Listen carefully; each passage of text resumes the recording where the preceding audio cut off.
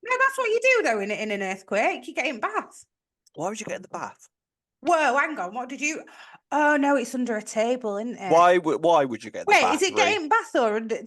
Get under the table because then debris from the ceilings won't land on your head. Oh well, What don't listen to any what of my use? advice What about use is getting in a it. bath gonna do for you, Ree? Honestly. Well, you might be relaxed if you actually run it and put some bubbles in it. Bit of Radox, you won't care what's going on. Just chill. Just chill. It's all good. Quick, Yeah, bit right. Yeah, bit right, yeah.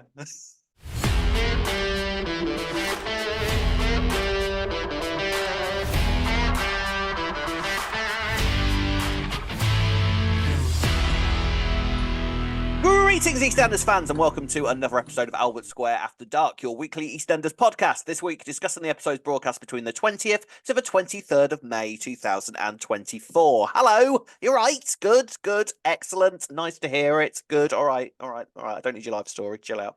Hi, how are you? Joining me as usual is Ree. Hello, Ree. How are you this week? Don't you look like Whitney this week, Ree? Oh, thanks for noticing.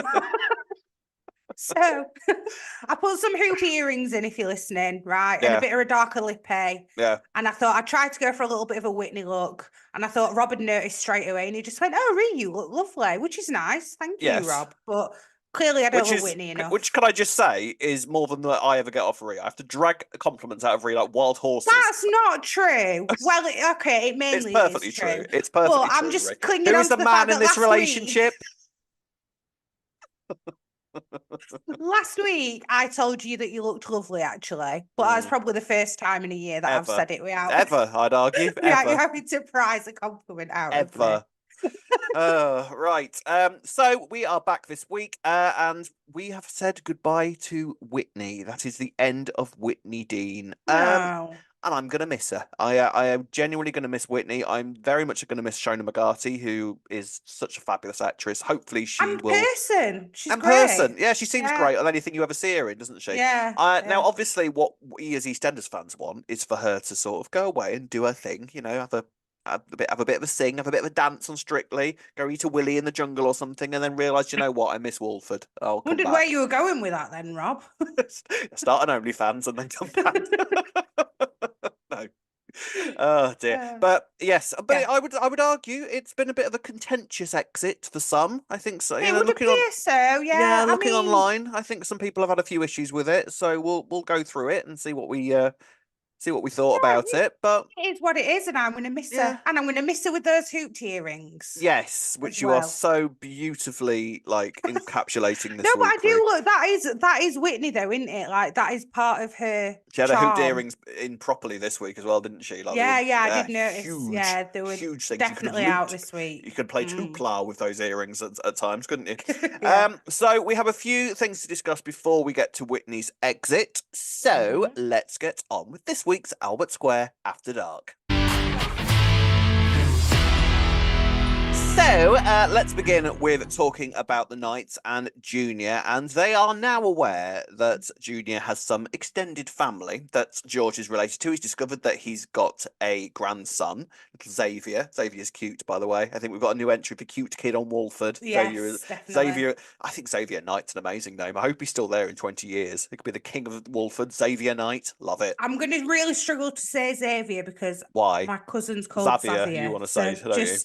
Yes, I am going to try, but apologies. I'm not being ignorant. It's just because I just. Let us know in the comment section. How do you pronounce it, Xavier or Xavier? I've never heard anyone say Xavier, by the way. I think it's personal choice, though. Surely. Is it?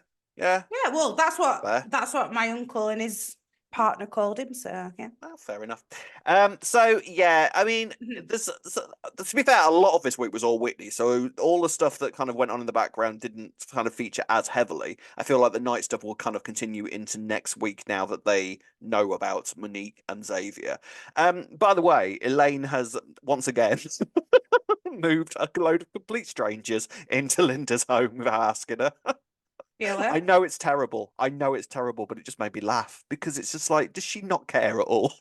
Linda, I didn't even question it, actually. No, exactly. It's just standard Elaine behaviour at this stage, isn't it? Just like, fine, whatever.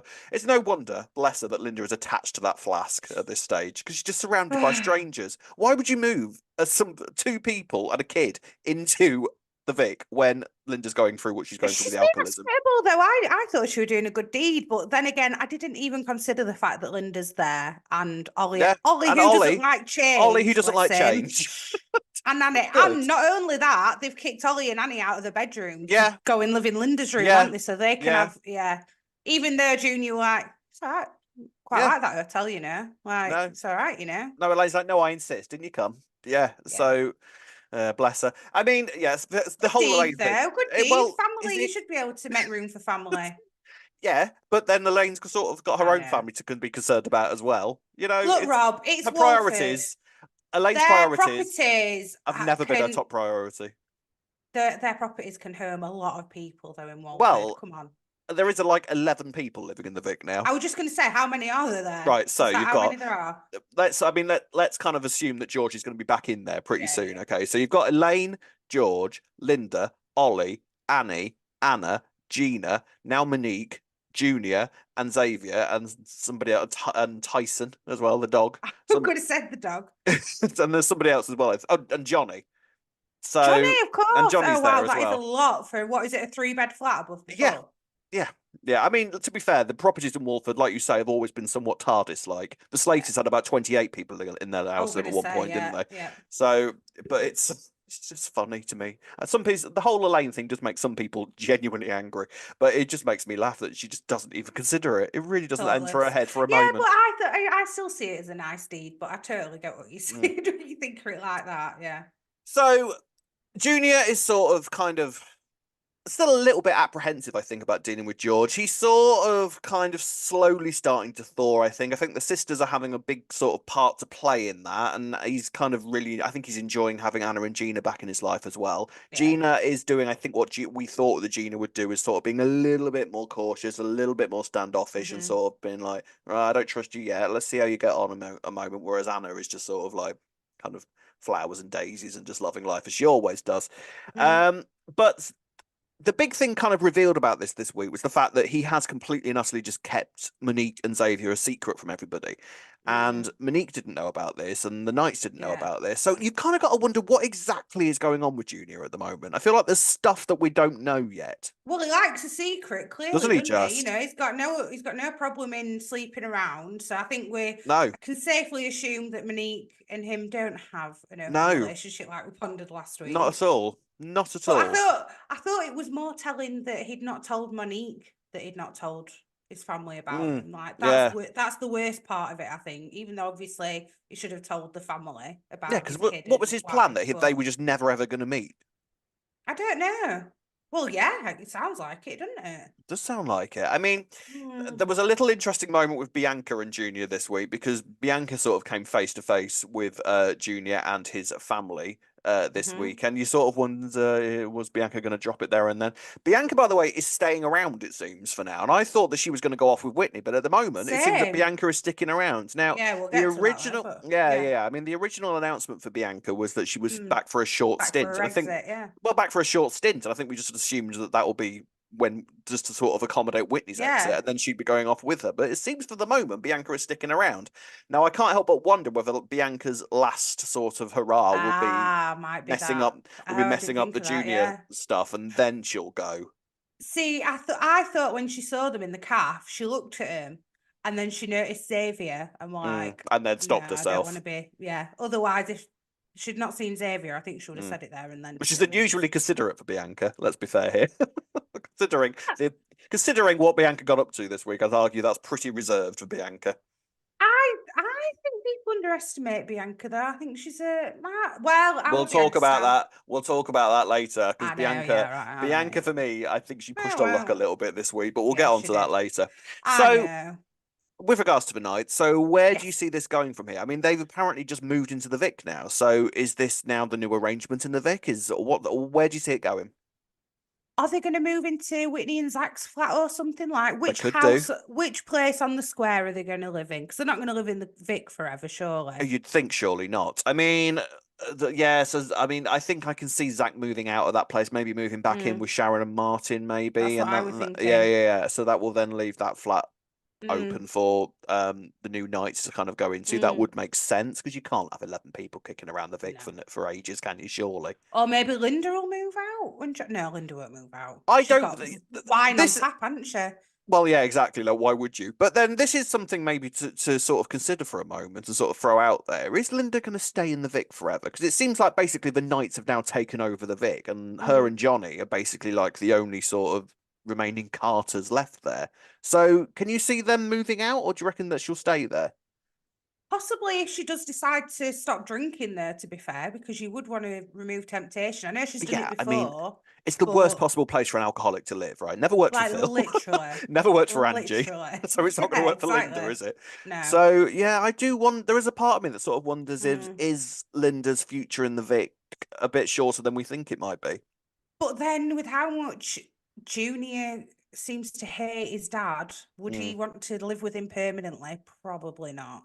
It sort of depends on what reveals we've got. Yeah. I think so. Yeah, I mean, it depends. It seems that if he does decide to move to Walford, then whatever life he's got in Dubai is going to have to just be completely and utterly upended and cancelled. So I feel like there's a lot more to uncover with Junior. At the minute, he just seems to be sort of like the new Max Branning in terms of the fact that he will just have affairs left, right, and centre.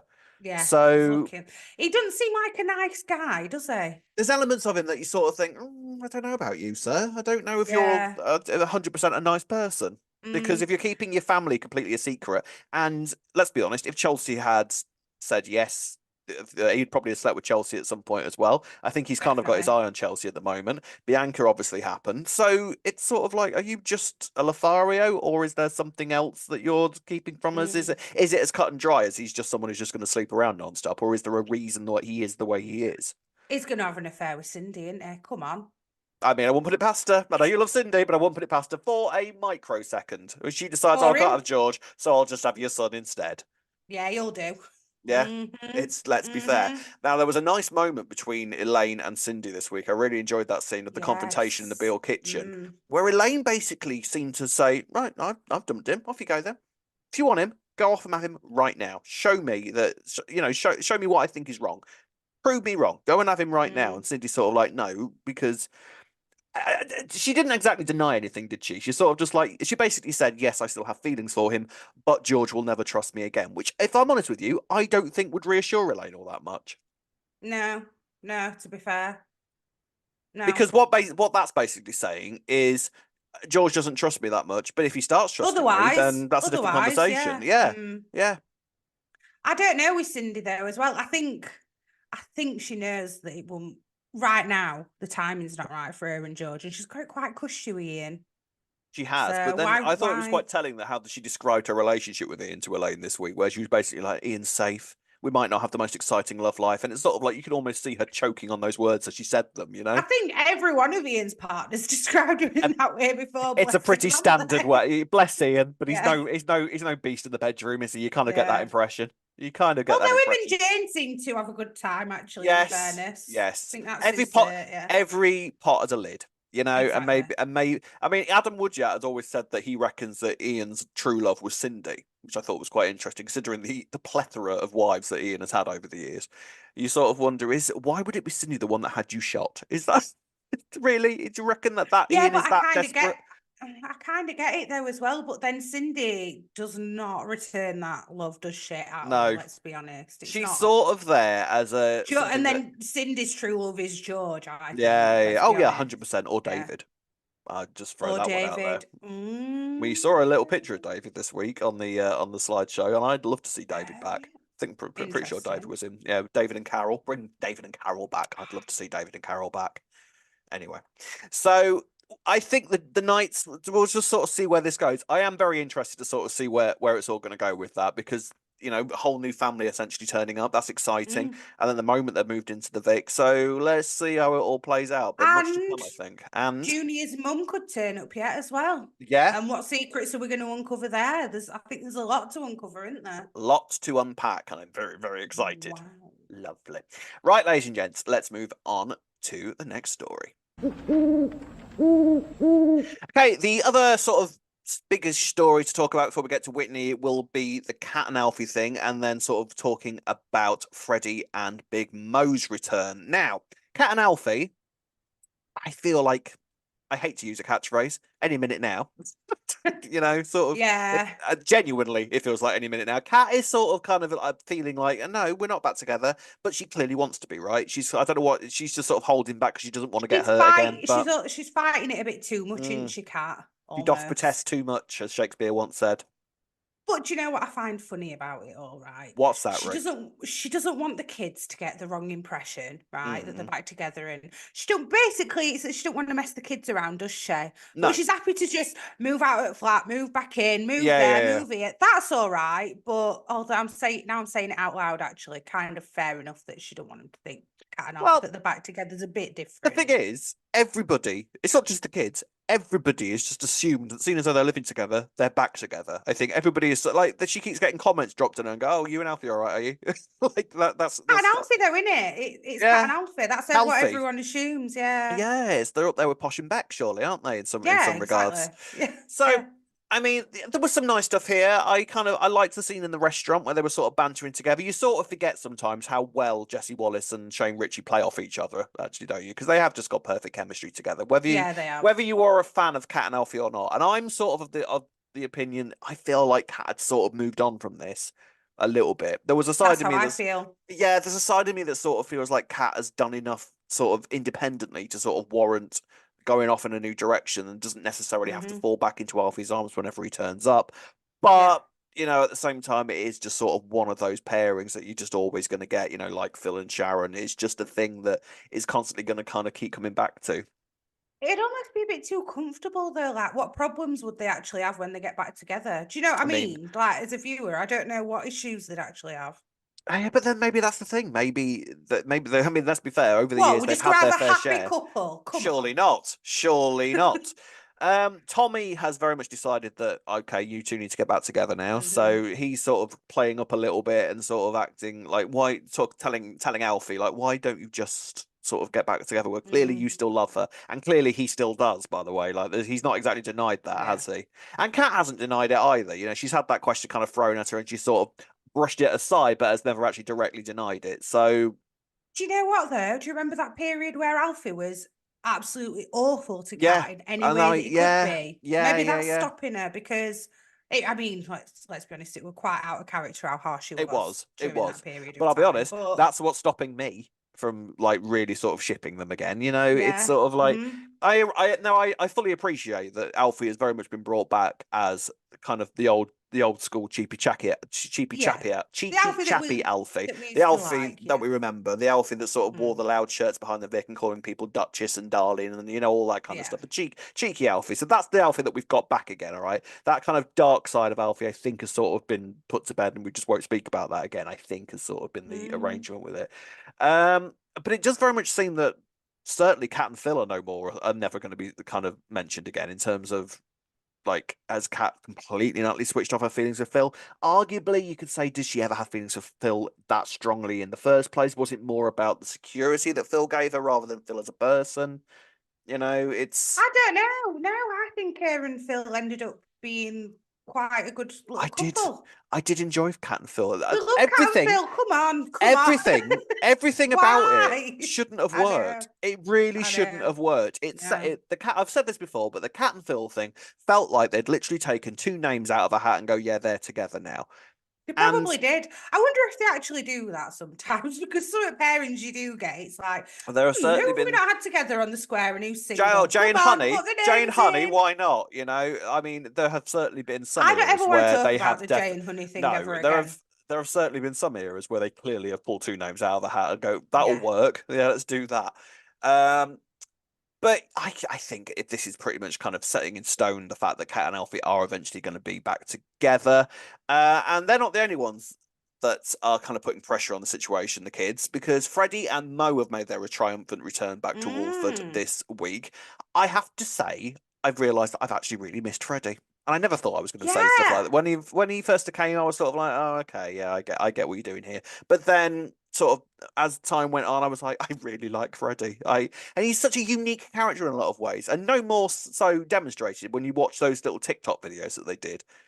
And you realise that Freddie actually is quite a unique character in a lot of ways. What did you think to the TikTok videos? I really liked them, actually. I thought they were quite sweet. I thought they were, they were quite sweet and endearing. I thought they made Mo look a lot sweeter than I've ever known her. I don't know. She kind of had there's someone on Instagram called, I think she's called Grime Granny or something like that. And oh, that you said this. I've not seen this person. There is, and I can tell you now that is exactly what Mo is like. Like that is just Mo down to a T. Sort of like this slightly grumpy old common woman. Just like, and like if they'd been allowed to, Mo would have been swearing like a trooper and like chain smoking and doing all sorts. And I automatically love Mo and Freddie as a pairing. They work really, really nicely together, and there's clearly kind of like a really nice relationship starting to develop there. Freddie sort of returns, and you kind of get the impression that there's something going on with Freddie at the moment. Like, he says that he's feeling a bit lost. He says that he feels like he doesn't really belong in Walford. So what's occurring there? Did you not click to what that was? Presumably it was the Anna thing. Yeah, I just assumed that he's in love with Anna and come back and didn't realise that she'd got with Bobby. If you look at the TikTok videos, he's been drawing lots of pictures of Anna, and frankly, a few pictures of him and Anna together and like holding hands, exactly. And it all looked a bit heartstopper. Oh, very good pictures, but it was all a bit heartstopper. If you've seen, with all the little animations, it was sort of kind of quite comic booky. So is he kind of looking at Anna and thinking like, she is the love of my life, and he doesn't want to do that to Bobby, or what's going on there exactly? Do we think?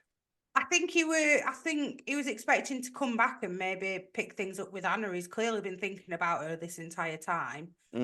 So I think this could be leading to, spoiler alert, Bobby's exit. I think it might be leading to Bobby's exit. Yeah. Because there was a little scene with Anna this week where she was talking to Junior about Bobby and didn't exactly sell him brilliantly, I didn't think. Like, kind of similar to nice. It was kind of similar to the Cindy and Ian sort of thing. It basically sounded like the exact sort of relationship. It's like Beale men, apart from Peter, Beale men aren't who exactly I don't think she's in the bedroom. I don't think she's ever felt compelled to rip Bobby's clothes off on chip shop floor, has she? No. And you kind of get the impression, actually, I mean, let's be honest, in many ways, Freddie and Anna are actually very well suited. They've got quite similar personalities. They are, to be fair. They are, aren't they? They've got very similar personalities. They're kind of quite a little bit airy-fairy and sort of away with the fairies and spiritual and loving life, and everything's happy and cheerful. Like, they've kind of got that same world view. Whereas Bobby, for understandable reasons, has a slightly more dark and cynical view of the world for understandable reasons. So, yeah, I can sort of see, because the moment where they came face to face again, Bobby and Anna standing outside the chip shop, they saw Fred. He sort of like, oh God, I don't need to see them. Walked away. Anna saw him, and they basically hugged. And he hugged Anna first, and that was sort of quite telling because he sort of was holding her quite tightly, and then was sort of Bobby's just sort of standing there. Quite patiently, I thought. I didn't think there was a moment of awkwardness with Bobby. I think he fully trusts Freddie again. That's not going to last. But I think this is the problem with Freddie at the moment. He's clearly been thinking a lot about Anna since he's been away, and that's going to be Freddie's story moving forward. Mer tried to drop him in it as well. Well, nearly dropped him in it, didn't she? When she said to it, when they were sat around the table, and she said, really harsh. You've been talking about this entire time, or something like that. I'm really harsh to Bobby as well, going, how did you pull Anna? Like, gosh, Bobby, I do feel when people get at him like this. There's no need for it, honestly. It's so unnecessary. Poor Bobby. So I kind of think that that's the direction that's going to go in. And talking of pairings, we had another one start this week with Mo and Stevie.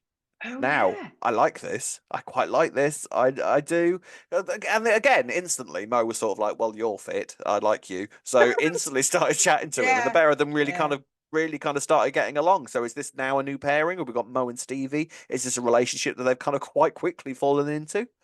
Stevie's going to be moving into the Slater household, is what I heard, Rob. I'm joking. I hadn't heard that. Mo Mitchell. Just going to throw that out there. Oh, Mo wow. Mitchell. Yeah. Oh, wow.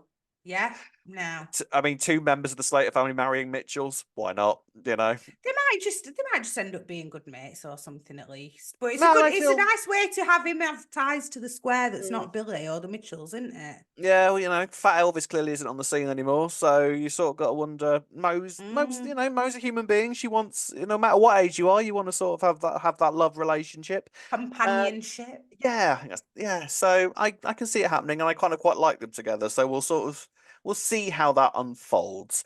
Yes. The only other brief little segment that we have to quickly discuss before we get to Whitney was with Nugget and Denzel. And Nugget took a steroid this week. He did indeed. And he did think about it for 2 seconds, and then Denzel put a little bit of pressure on after it. What can I say? I thought that Denzel was going to be sort of like, nah, man, you don't want to do that. But no, Denzel kind of gave it to him like a fruit pastel. Like, here you go. Yeah, have one of them. Yeah, no problem. Well, I think it was more Denzel said, do you know how much effort it took for me to get these? You're taking it now. Like, don't back out now kind of thing. Yeah. And then I thought, you could just stockpile it, Denzel. You're clearly using them. It's not that big of an issue, is it? But exactly. I don't know how they work.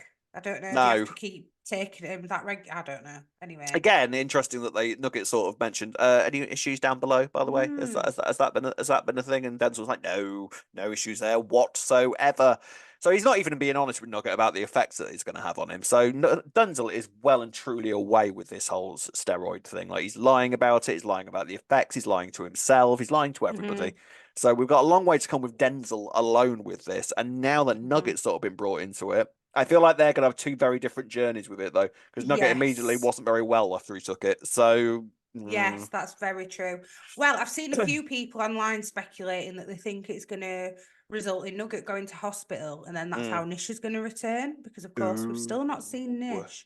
Yeah, I've seen a few people saying that online. That's interesting. That would make sense. Because Nish would return for Nuggets. That's for sure. He is a lot of things, but he does love his grandson. So yeah, I think they might have a point there. And I do wonder if Nugget gets hospitalized or something bad medically happens to him, that might sort of knock some sense into Denzel maybe, and that might sort of be the conclusion to this. I wonder, or whether they're just going to keep going with it. I was thinking that, but then if it's gonna be an addiction, as we've seen, people, it still doesn't stop them. So maybe it'll be that everyone's begging him to stop, and he won't. I would feel like if you're going to do one of these stories, don't just sort of give it lip service. Like, you know, if you're going to talk about steroid abuse, let's see steroid abuse. Let's see what that does. Let's see what impact that has on a young teenage lad, and just see where it goes from there. But yeah, interesting. Much more to come there, I think. Right, ladies and gentlemen, let's talk about Whitney's exit. On to the final storyline of the week now, and Whitney Dean has departed the show. The back of a bus, Julia's theme, quite right. I am going to miss her. I really am going to miss her. I know she might be back. She might be back, yeah. Do you think she will be back? I think that she might be back in 2 weeks' time, just because she has a Julia's theme. Julia's theme means nothing these days, does it, Ree? Nothing means nothing. No, I don't think I sort of feel like it's a shame that she's gone when she has, because the 40th's coming up next year. So I thought it's mad to me that any actor would say, especially when EastEnders is as strong as it is at the moment, that anybody would say, yeah, probably time for me to go, to be honest. But the 40th's next year, at least want to be involved in that, wouldn't you? But, you know, that's She might come back for a one-off, who knows? She might do. Who knows? But it was quite the week for Whitney this week. The wedding happened, and as we go into the wedding, this whole secret about her and about Zach and Lauren is still sort of hanging in the air. And last we saw of this storyline, Brittany had overheard exactly what went on. Now, at this point, did you think that Brittany was going to be the one to reveal it? Yes. I was sort of wedding day. Yeah, I didn't know. Not in the way that it was. No, I didn't think she was going to do it quite as blatantly as that. No, I'll be honest. And as disruptive. As as quite as openly destructive as she managed to do it. That was quite impressive. I'll give her that. But if it seemed that Brittany was having a bit of a crisis of conscience about the whole thing, like she'd been a bit sulky, but then let's be fair here, that's very normal behaviour for Brittany, I would argue. Yeah. You know, bless her. Kids around that age who are teenagers. Yeah. Exactly. So, and you can sort of, Whitney's sort of kind of theorizing, well, I have just given birth to Dolly, so maybe she's feeling a little bit pushed out. I can understand that. So it would have been understandable for her to be a little bit sort of grumpy about the whole situation. But there was a nice moment between her and Lily where they sort of talked about Whitney and how much Whitney meant to Brittany and all that kind of thing. So that sort of happened. And Whitney kind of completely and utterly reassured her, look, just because Dolly's here, you are still my daughter as far as I'm concerned. So you are now part of the family, as is Dolly, and we're going to be very, very happy together. And Whitney, bless her, genuinely does believe that. For the grand total of about 30 minutes until she's walking up the aisle and Brittany reveals all. I mean, that would have been the perfect time for Brittany. It would have been, really, wouldn't it? It would have been ideal. Yeah. Less chaotic, less Can soap-like. I just say one thing though, sorry, on this topic of the fact that they went ahead with the wedding. Yes. Whitney's doing remarkably well considering she's got a newborn, because I didn't sleep for a long time. In fact, I dare say I'm still You don't sleep now. You don't sleep now, Ree, to be fair. So why she thought, I've just given birth 5 days ago, let's go and do a wedding at last minute. Wow. Honestly, that alone were too much for me. It was all quite last minute as well, because the wedding had been cancelled. Like, everybody, as far as they were concerned, we ain't getting married at the moment. Like, I loved Linda drinking. I know it's not meant to be funny that she's an alcoholic. I can't help but think it is meant to be funny, you know. They must be aware that it's very funny, the way that Linda's acts these days. I think it's more that, I think Kelly Bright does it so well, but it's just that she's a functional alcoholic, so it doesn't seem as bad. Even though it obviously is, because she's an alcoholic. Yeah. But because she's functional with it, and she's kind of funny with it sometimes, let's be honest. What do you think is in the flask? White wine, she pulls. You reckon white wine, yeah. Always white wine. Always white wine. Never vodka. Maybe a bit of vodka every so often. You don't know, do you? When she wants a drink, I'll have a bit of vodka. Yeah. I really fancy a drink. I'll have some vodka. I need a drink, Other than that, I'll just stick to the white wine. Yeah. Yeah. But it was funny because obviously she was like, oh, did anyone want to let me know that the wedding's not happening today? And then blew up balloons. Right, I better go and defrost some quiches, later on to Elaine. But I'll blow some more balloons. Oh, I'll just pop the balloons. All right, I'll blow the balloons up again then, shall I? Great. Brilliant. I'm telling you now, I don't care what anyone says. This is peak Linda. We've been there for a good 10 plus years now. This is my favourite ever period we've ever had with Linda. I would argue, in some controversial way, that Mick leaving has been the making of Linda. I would say. You can't say that. I would, I mean, I don't get me wrong. Yeah. I didn't not like Mick, and I was sad that Mick left. But at the same time, there was a bit of concern, I think, amongst some people that Linda was just going to sort of disappear. That is true. We all said, what's Linda going to do now? What of Linda? Quite a lot. Chisel that into your mountain. It wasn't folks. all good. It's not been all good, but she's done stuff. But we've been entertained by it. Yeah, she's brilliant. Brilliant. So anyway, the wedding occurs, and there was a brief moment as well that Zach kind of said to Bianca, I'm going to tell her. I'm going to tell her right now. I can't do it. And Bianca's, to be fair, I kind of agree with Bianca at that moment, because they were about to get married. They were standing at the front of the church, and Bianca was like, are you mad? What, now? Now? Yeah? Yeah, now. You think it's a great moment to tell her now, do you? So I kind of understood that. And that's kind of when I thought that Zach was going to be the one to tell her. Because why did he suddenly have that little crisis of conscience? But should Bianca have been the one to say to Zach, no, don't do it now? Like, shouldn't she have just said, right, if you're going to do it before you get married then? Yes, you would have thought. So the wedding begins, and they sort of wander down the aisle. Whitney's the happiest she's ever been in her life, and you can I do feel for Whitney in these moments, because it is just so typical Whitney for it to happen like this. And when she was like, oh, I just trust it in my gut that I should be getting married today. It's like, your gut is so off. You need to go get some Actonel and take some probiotics, because your gut is so off, Whitney. It's screwed. If I was Whitney, I'd have my gut removed like an appendix. It would be removed from my body, and I'd get a new gut. Absolutely. So the wedding begins, and everything's fine. They begin their vows to each other, and everyone's crying. Sharon's in tears. And everyone's having a great time. And then she starts to say to Zach, I know you'll never hurt me. And Brittany's sort of like, actually, I think he might hurt. You don't know that. Do you know that he's not going to hurt you? And then reveals in front of the entire congregation that Zach and Lauren slept together. And the result of that is ever so slightly explosive. She whacks Lauren around the face with a bouquet of flowers, which I didn't think. Brilliant. I mean, that was satisfying, wasn't it? We didn't see any scratches there. I was like, they're not a few. No, I wasn't sure. I didn't know whether she actually whacked her with the bouquet, or whether she just happened to be holding the bouquet and backhanded her. That's what I couldn't quite figure out. I couldn't figure that out either. I rewound that scene so many times to rewatch stuff. Quite good. I quite like that really slap. Good. It was a really kind of satisfying slap. And then it doesn't end there. Like, she then grabs Lauren by the hair and sort of tries to kill her, essentially, in front of everybody. She's not bothered. She wants to literally scalp Lauren there and then. Props, Whitney. Whitney. All the way through, I'm thinking, you've just given birth 5 days ago. How have you got any energy to fight someone like that and be winning? You must be angry. Like, fair play, Whitney. Lauren didn't fight back, did she? No, because I think she sort of knew. No, I've got nothing to defend myself with here. Fair play. Let me have it. Like, fair play. She does then hit Zach. Yes. She does then hit Zach. Oh, yes. do you know what? Oh, you thought that was all right, did you? Well, yeah, that one was I didn't right. even notice it because for anyone who's listening who's not heard me mention before, I don't always agree with women hitting men on soaps, especially but you were in a right couple. With that one, were you?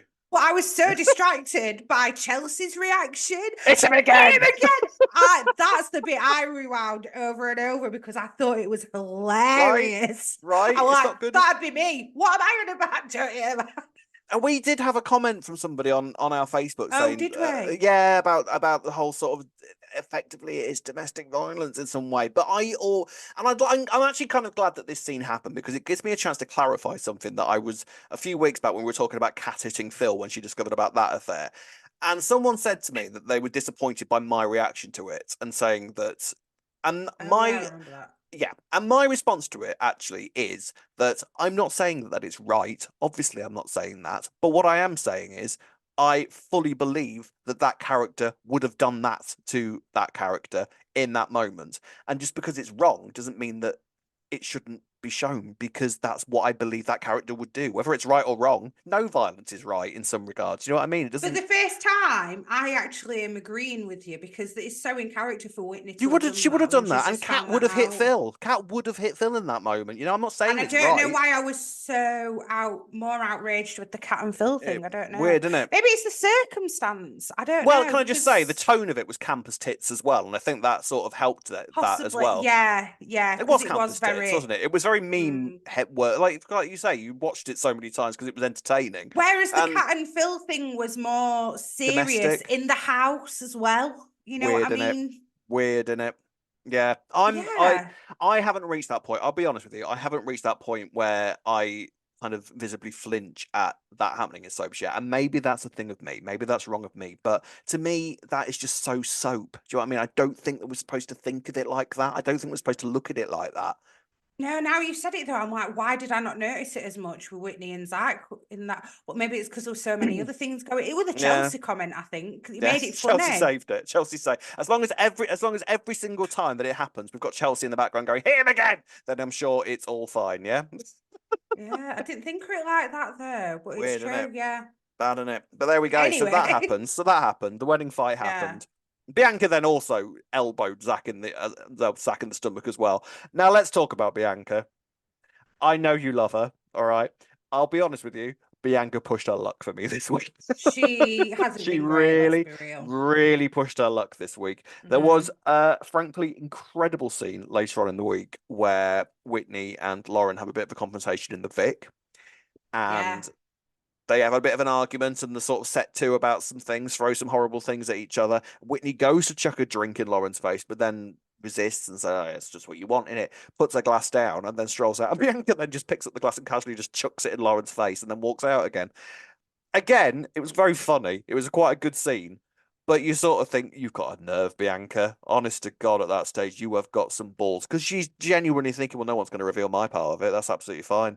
Yeah, but I don't think she was thinking that. I think when she was stood over Whitney and Lauren having that conversation, I felt like Bianca was just stood there like, hoping that Lauren weren't going to say anything, because I was expecting it to be Lauren to reveal it to Whitney, because all week we kept seeing these little hints of Lauren. As soon as the heat were coming on her, it was defensiveness against, but what have you done? What have you done? Like Cindy says something to her and it's, you're one to talk, Cindy. Cindy's got nothing to do with this situation, Lauren. Oh, can we talk about that Cindy and Lauren argument? That was hilarious. I love that Cindy and Lauren argument. I've no idea why it happened. Cindy's suddenly becoming very sanctimonious about the fact that someone slept with someone else's partner. Let's all right, Cindy, settle down, love.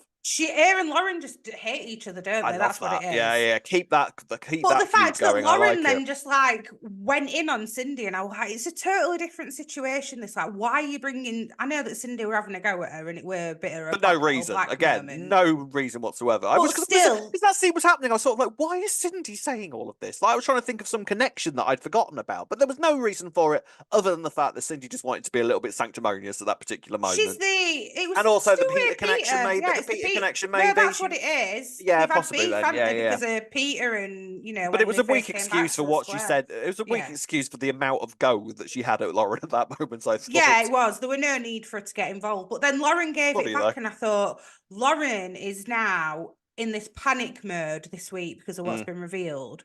So anyone that she can drag down, she's going to drag them down just to make herself look better. And I don't think it's intentional. I think it was her defense mechanism. So I was like, she's definitely going to drop Bianca in it. It's 100% Lauren at some point is going to say, well, do you know that Bianca knew? As soon as Bianca says something. So I don't know if I don't know why Bianca then chucked that glass of water in her face, because I was like, actually, Lauren's kind of doing you a favour, Bianca. She could have dropped you in it by now. Now, the thing is with that, I did wonder, because when she elbowed Zach in the church, that I felt was kind of like, oh, this is what I would do at this moment when I've just found out that he's cheating on Whitney. Yeah. But then, so you could argue, well, was it like that again? But then Whitney had left. Whitney had gone, and Lauren and Bianca just was like, "No, I'm also going to chuck that drink in your face just because I want." I think it's just Bianca, innit? And she was just Bianca being Bianca. Now, as much as you love Bianca, let's not pretend that Bianca has ever been that great on self-awareness. You know, like she really pushed her luck with that this week, and I was actually very glad.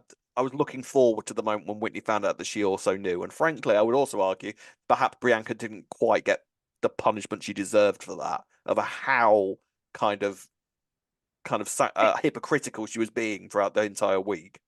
She was, but she wasn't doing it to be malicious in not telling Whitney. In fact, it was the opposite. She didn't want to cause her upset. We were saying before it were an awkward situation because you don't want to upset someone who's that heavily pregnant, who's previously had a bad experience. Of course, yeah. But then you also don't want to tell someone who's just given birth to a baby that, when was the right time to tell her? But then it was telling when Whitney said to Bianca, like, Brittany knew what to do. Brittany knew what was the right thing to do. It's like, yeah, I don't know. It was complicated. It's not that black and white, to be fair. So I don't know whether Bianca deserved it's a harsh punishment, let's say. I don't know. No, well, she certainly deserves trouble. I'd say Stan. I don't know. Maybe I'd say that seeing as though Lauren and Zach have received now 2 slaps for this, and Lauren's had a drink chucked in her face, and all Bianca really had was Whitney going, "Well, I'm not going. You're not coming with me." You know? Yeah, but Bianca didn't do the deed. No, Bianca I know she just didn't. knew about it and didn't tell her. So I don't think. I know. I was surprised that Whitney still said to Bianca, "You're not living with me for that." I think she should have probably mentioned the whole "you were encouraging Brittany to steal" last week. If that had been chucked into the mix as well, I would have found it more believable that she said, "I don't want you to come and live with me."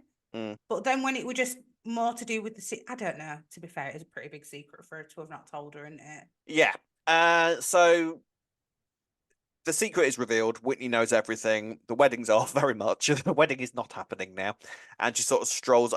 It's so typical of Whitney. And this is the thing with how the week played out. It is so typical of Whitney's life that the one person that she had to confide in and to comfort her was Callum, who has also cheated on her just as they were about to get married. You know, that's the closest thing she's got to a support, somebody who has basically done exactly the same thing as Zach has done. I mean, to be fair though, in other circumstances, she'd have gone to Lauren, wouldn't she? But obviously not. Chelsea though, she could have gone to Chelsea a bit. She could have gone to Chelsea was cheerleading for the whole thing from the side, like you say. But I did like the Callum and Whitney stuff, though. I thought there were some quite nice moments there. I think they wanted to give us some Callum and Whitney closure. I think that's what that was about. To be fair. That was nice, actually. I think that felt quite satisfying, and also kind of made me miss the fact that it's a shame Whitney's going now, just as arguably Callum is starting to have a role in something, because I am worried about Callum as a character at the moment. I have to be honest. I feel like, is there a lot for Callum to be doing at the moment? Oh, he's just going to get with Johnny and we'll have some dramas with that. Do you reckon that that's what it's going to be? It's inevitable. Any minute now. But then the thing is, they've sort of kind of boxed Callum in with this whole sort of like, I'll wait for you, Ben. I'm never going to be with anybody else until Ben pulls. And like, if Ben's not going to be out of prison for 6 years, are you just basically saying that Callum is not allowed a single romance storyline, and it's like in the time that it takes? He's not Pauline, for God's sake. He's not going to have to. It's like Pauline would never have got married after Arthur died, but she did, and it felt wrong. He's not Pauline, for God's sake. Come on. I don't know. It depends how much faith you've got in Callum and Ben as a couple, I think, Rob. Moving on. So I don't know. I don't know. We'll have to wait and see. Have to see what happens with Callum. But I did really genuinely like the scenes with Whitney and Callum this week. They were really nice. But like I say, it just completely and utterly illustrates the fact of Whitney's life perfectly, that someone who has cheated on her just as they were about to get married is the one person that she could turn to for support in that moment. It's funny.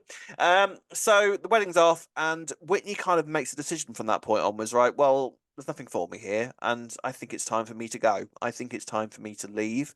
So going into Thursday's episode, which was literally all about Whitney, there wasn't anything else going on. It was just all focused on Whitney's exit, which was quite a nice touch, I thought. Yeah. Mm-hmm. And they had some nice moments with her and Zach sort of standing outside Peach's tree, by Peach's tree, like it's a club. Sort of by Peach's tree, and sort of, because the thing is, you sort of look at Whitney and Zach, and they have been through a hell of a lot together. Basically, bearing in mind that they're a couple who I think you could sort of say they were sort of put together by circumstance rather than genuine feelings for each other. I was thinking that when she said the whole love speech at him, and I was like, to be fair, I think you'd been. In fact, I think they'd slept together once and she was pregnant, and then pretty much, relationship. It? So, it's sort of like, oh well, we better get into a relationship then, because he just not long split up with Nancy, hadn't he? Yeah, it wasn't that long ago. Yeah. Yeah. So I think they didn't really have a relationship before. Do you know what I mean? Like it was. Shall we give this a go? Because so may as well while we're here, And I think there's been moments throughout their relationship where you sort of think that they're almost sort of they're almost sort of doing the relationship lip service by some of the things they were doing. Now I do believe that they started to have genuine feelings for each other, especially on Zach's side. But I feel like Zach was always going to do this, and I think Lauren pretty much hit the nail on the head when she said if it wasn't me, it was going to be somebody else, because that's who Zach is. And as much as I do love Zach, it's true. He is a bit of an idiot and thinks with his crotch instead of his actual brain. But is that because he's not with the right person? Because surely if he was with the right person, which is what I think Whitney is that what it is with Zach?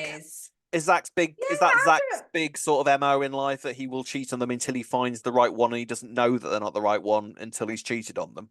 I'd like to think so, because I don't think that Zach's a bad person, and I don't know, or maybe he's just that guy. Maybe he is that guy who's always going to cheat. But to me, if he found the right person, he wouldn't cheat, which is kind of what Whitney was saying. Because I agreed with Lauren completely when she said that. It's like, that's pretty much Zach down to a T, isn't it? He was always going to cheat. He cheated on Nancy. He's now cheated on Whitney. Guarantee the next relationship he gets into, he's probably going to cheat on them as well. It's just the sort of person he is. When things get a little bit difficult and emotionally hard, that's the thing about him.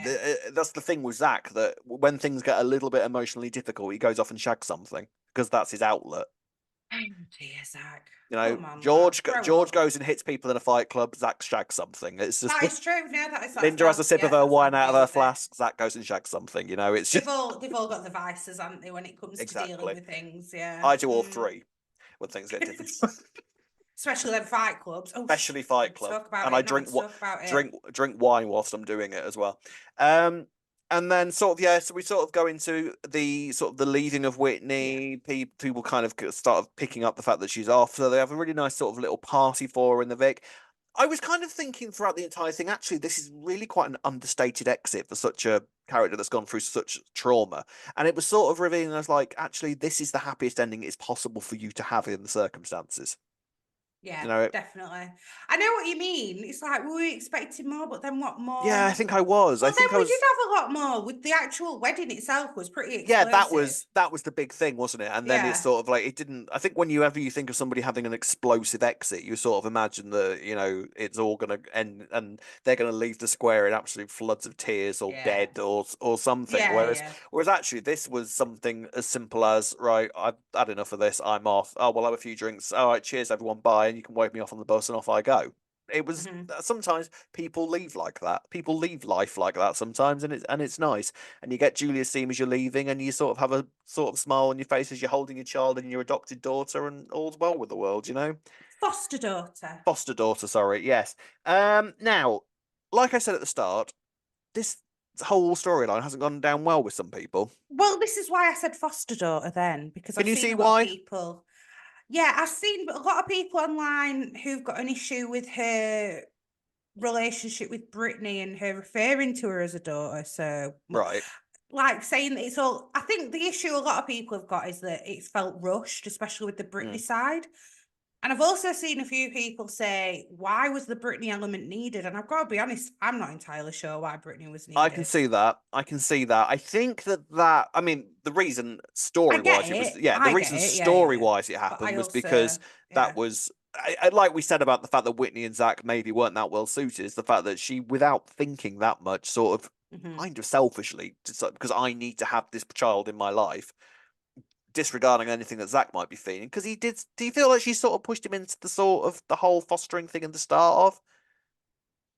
Yes and no. He has like he could have said no. To be fair, he tried to say no. I'd argue, didn't he? Yeah, he tried to say then no. If he was that against it, don't agree to it just to keep her happy. Like if you really didn't want to foster, like he was saying that he didn't, why cave then? Then just say, right, we both want different things. Maybe we need to go different ways. You want to do fostering, I don't.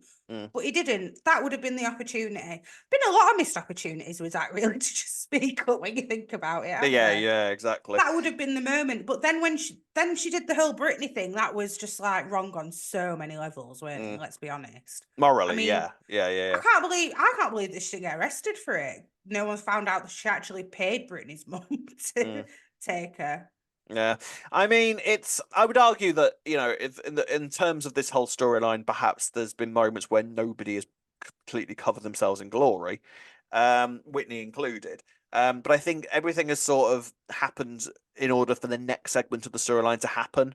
You know what I mean? Like it's sort of like, so the Britney's introduction started because that's now then going to cause problems between Zach and Whitney, which means that which means that Zach is now going to go and sleep with Lauren, and then that means that we get the big climactic wedding, and then Whitney's going to decide, screw all this, I'm off, see you later. So that's kind of been the story path for it. But I think people have sort of felt that it seemed unnecessary in like the Britney thing. I get why people thought that was an unnecessary element, because arguably Zach and Whitney were that unsuited that this could have happened anyway. Like they could have been arguing non-stop anyway and realized, and Dolly could have come along and they could have said, right, let's get married now. But the pressure of it all pushed Zach into Lauren's arms or something like that. I can imagine. There's moments where you could sort of imagine the storyline happening without Britney in that regard, and Bianca would have been the one that gobbed off about the whole thing or something. I don't know. It's odd. I think the Britney thing as well was so that we had that parallel to when Whitney first came. Yeah, this is the thing. That was a huge part of it, and this is the thing with it, and this is why I don't think I've disliked it all that much, because I sort of felt like it made sense from Whitney's perspective. I understood why she acted the way she did in a lot of ways, because she saw herself in Britney. She, if you look at Whitney's upbringing, it was pretty much similar to the one that Britney had. I mean, I think it was more drink with Deborah rather than drugs. I'll be honest with you, they could have they didn't need to call her Britney. They didn't need to call her Britney. We get it. Did you realise how many times I've tripped over Whitney while we've been talking about this? It's I do get it. I get why people have felt this way about it, but I sort of it. I found it quite inoffensive. Yeah, so did I. And I thought that actually the way that she left was actually quite a fitting exit for Britney, because if you look at all the time, yeah, exactly. You know what I mean? Thank God she's gone. Because you sort of you look at Whitney's history, and you sort of like, she's finally decided to stop sort of repeating this pattern of behavior that she has, in order that she finds herself constantly falling into these situations. Going, you know what, cutting it all away, fresh start, off I go. They did do the Albert Square men, isn't it? I know they did do the whole thing, which always winds me up, where like she basically packed her whole life into one little suitcase and decided, right, I'm off now. See you later. She didn't even take a pram. She didn't take a pram. She have a pram. I know. She have a pram. Why would you have a pram? You've got a child. Drives me mad that they do that. Every single person who leaves not dead always leaves with like one little container full of their life and then just buggers off somewhere. I'd love to do that. I would love to do that. We need about 3 suitcases just for the baby stuff, even though they're tiny. You need a bus for yourself. Never mind anybody else. Who says, no thanks, don't give me a lift in your car, I really want to catch a bus? And who does that? That again, there was a lot of sort of, There was a lot of parallels in that episode about Whitney's arrival. Britney with the baker cap on. Yes, because she is Whitney now. That's it. In 16 years' time, she will return to Wolford as Whitney. But her character doesn't wear hats like that. They could have at least wrote that style in a little bit beforehand. Did they always give Britney earrings as well? No. Because she was suddenly last moment. She suddenly was wearing massive hoop earrings, and I was sort of like, I know, like it's so try hard, isn't it? When you like, why didn't you just dye? Why didn't you just dye her hair black while you were at it? Yeah. No, it was a bit. I get it, and it was nice. It was nice. That, it was nice. A bit... I think that's the phrase. That's the word I would use for it. It was nice. All right. Yeah. It was nice. It did its thing. I got what it was doing. Picking at it as well. Let's be honest. But it was a nice exit. I got goosebumps. Julia's goosebumps. Even though it means nothing these days, Julia's theme. It don't mean anything, but you know, nothing. We'll see her in 2 weeks, don't we? She'll be coming back for restaurant stuff. Yeah, that's true. I forgot my pram. Sorry. No, I mean, yeah, I'm gonna miss her. I am gonna miss Whitney. Weirdly, I always kind of thought that Whitney was just always going to be there. I thought she was going to be a lifer, if I'm honest. That she could don't know what you've got till it's gone, Rob. Exactly, you don't. I know.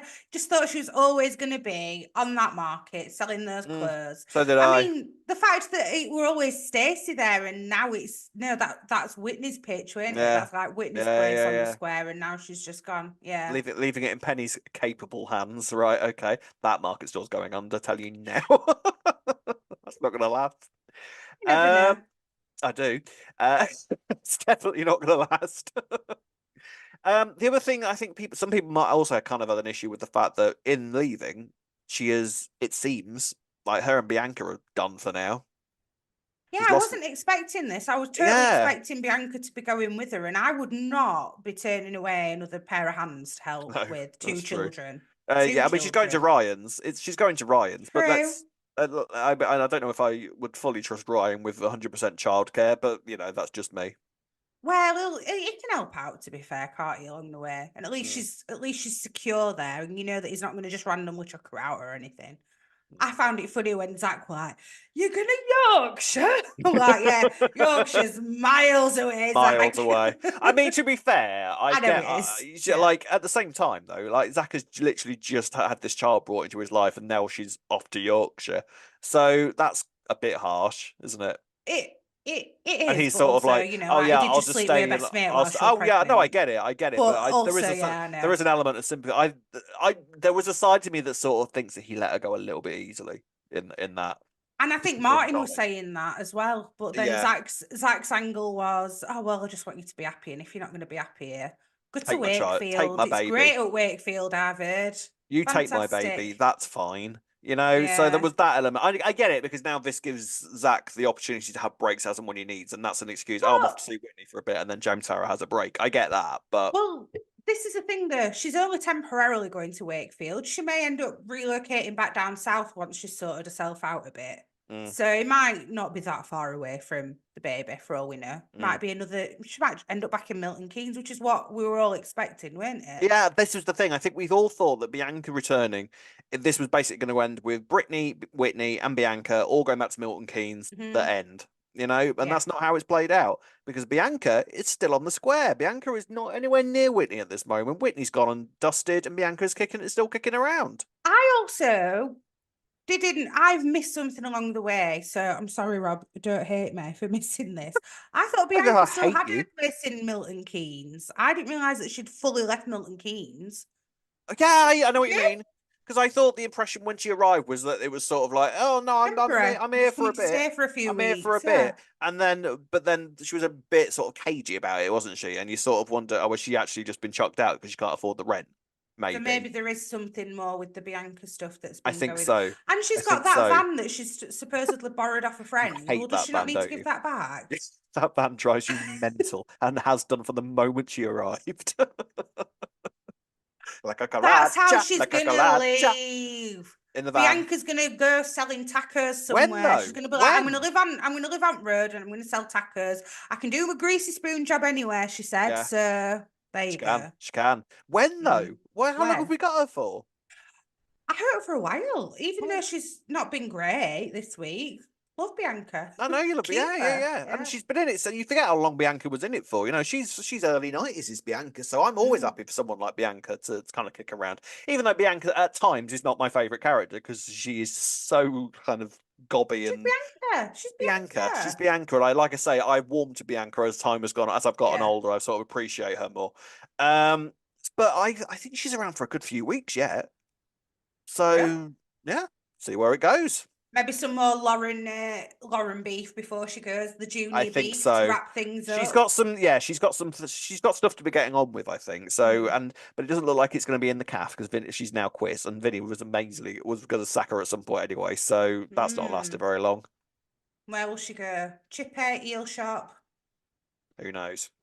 There we are then. So that's the end of Whitney. I am greatly going to miss her. As if I need to ask, who's your gold star going to this week, Ree?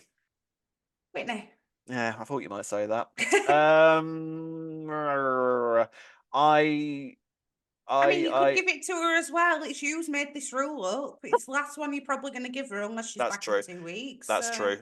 2 gold stars for Whitney this week. There we go. We will miss you, Whitney, and we will miss you, Shona. Good luck for the future, but not too much good luck because then you can come back. Okay, thanks very much. Right, as usual, final segment on the podcast, ladies and gentlemen, is comments from you lovely people. So, Rob, we've got a comment from our Instagram page from Linz Lewis who says, they got lots of things right. The bus stop, the hat, crying emoji face, the breaking of a cycle of making repeat bad decisions. However, the whole storyline felt rushed and the Britney part unnecessary. That being said, I was in flood of tears by the end. Shona is a powerhouse and will be missed. It's funny, isn't it? I mean, I kind of, like I say, I understood the motivations behind Whitney and Whitney and Britney. Yeah. I'm glad she's gone, so I don't have to keep saying Whitney and Britney anymore. For God's sake, they should have called her a different name. It was a bit too obvious. That come on, honestly. But yes, I mean, I understand why people think that, but I sort of understand the motivations from Whitney's perspective of it. So it's a funny old thing, isn't it? But yeah, I like we said. I mean, maybe some of it felt a little bit sort of like pushed in, but I liked. Yeah. I like the part. Do you think it was rushed? Yeah, I feel like because it feels like it's been going on for a while now. No, because I feel like all of a sudden this past week in particular, Whitney's calling her a daughter, and to me, I don't know what's acceptable, but what's appropriate when you're a foster parent to just call someone your daughter. Well, I would have thought that still got a mum. Because the thing is with Britney that she was feeling very much insecure throughout the entire thing, you know. So if anything, Whitney's saying, "No, you're my daughter. You're my daughter." That's as simple as that. Your mum didn't want you. I'm now your mum. Simple as, you know. So it kind of gives Britney that little bit of security, maybe. I get that, but maybe she'd adopted her. Then that's when you start calling it. I don't know, but then if it had not been as rushed, and maybe she'd have been building this relationship for a year, maybe we could go. Fair enough, you're calling her your daughter, but it's only been a few months. I don't know if I could have coped with an entire year of tripping over Whitney Britney. If I'm honest, I don't know if I agree, but if I could have done that for the sake of the storyline, I think it wouldn't have felt as rushed anyway. Stephen Brody has said, "I get that she came into the show at a bus stop wearing an ugly hat, and now she leaves the show at a bus stop with Britney wearing an ugly hat, but it just felt like they were reaching a bit too much for that symmetry. She's taking a bus to Yorkshire." No, she wasn't taking a bus to Yorkshire. She was taking a bus to King's Cross, Stephen. Yes, to Shane Station. Honestly. To live with her brother who stopped paying his child support. I did say that, to be fair. Yeah. Yeah. See, this is why I wasn't sure that Ryan was the best course of action for her, to be honest. But there you go. Okay.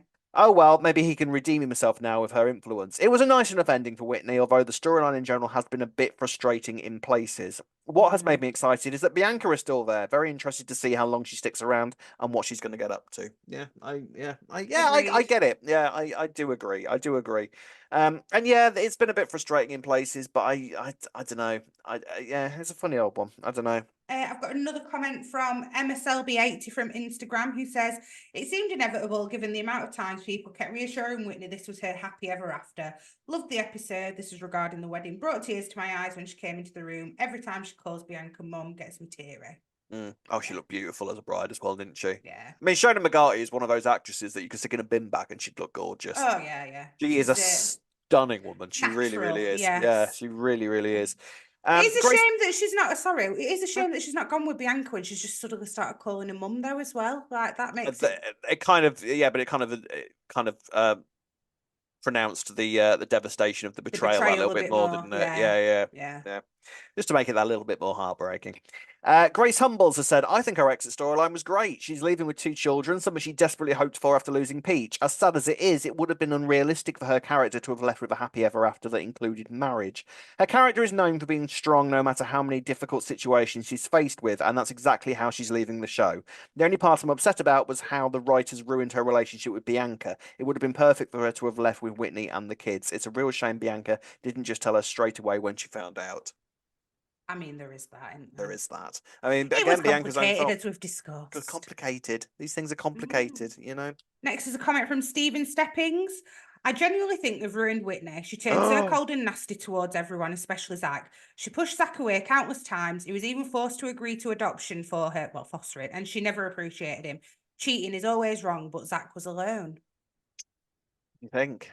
I don't think they've ruined. I don't know if I agree that they've ruined Whitney. I don't know. I don't think they ruined it. I understand that he thought that she got a bit cold because there were moments where I thought that with regards to the whole Britney thing. But actually, I think what we were seeing there is that her and Zach weren't right for each other.